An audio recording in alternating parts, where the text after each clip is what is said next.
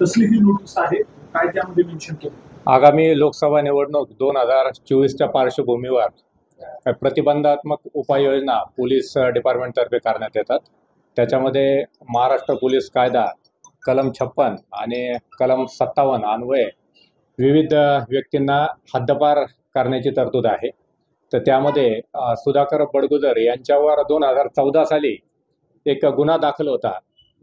त्याच्यामध्ये मान्य न्यायालयामार्फत दोषसिद्धी झाली आणि त्यांना 3 वर्ष सश्रम कारावासाची शिक्षा पण ठोठावण्यात आली आहे। त्या पार्श्वभूमीवर ते आणि तसेच इतर ज्यांना ज्यांना दोषसिद्धी झाली आहे, कन्व्हिक्शन झालं आहे, त्यांना महाराष्ट्र पोलीस कायदा कलम 57 अन्वये कारवाई करण्यात आली आहे आणि त्यांना हद्दपार का करण्यात येऊ नये यासाठीची कारणे दाखवा नोटीस बजावण्यात आली आहे।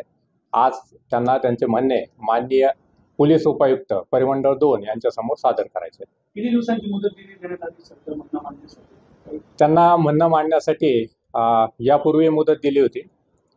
त्यांना जवळजवळ 25 दिवसांची त्यांनी मुदत वाढवून मागितली होती, 1 महिन्याची। त्यांना 25 दिवसांची मुदतही दिली होती। पुन्हा त्यांना नव्याने पोलीस उपायुक्त यांनी नोटीस बजावलेली आहे आणि त्यांना आज रोजी त्यांचे म्हणणे मांडण्यासाठी त्यांना पुन्हा एकदा संधी दिली आहे। किती नोटीस त्यांना बजावण्यात आलेल्या आहेत ज्यांना आतापर्यंत त्यांच्याकडनं प्रतिसाद आला किंवा आला? यापूर्वी त्यांना 1 नोटीस बजावण्यात आली होती। त्यांनी मुदतवाढ मागितली होती, तर त्यांना काही मुदतवाढ देण्यात आली होती। तर विविध मुद्दे त्यांचं काही लेखी किंवा तोंडी खुलासा किंवा त्यांची काही कारणे असतील ते त्यांनी सादर केली नव्हती। त्याच्यामुळे त्यांना पुन्हा एकदा माननीय पोलीस उपायुक्त मॅडम यांच्यातर्फे नोटीस दिली।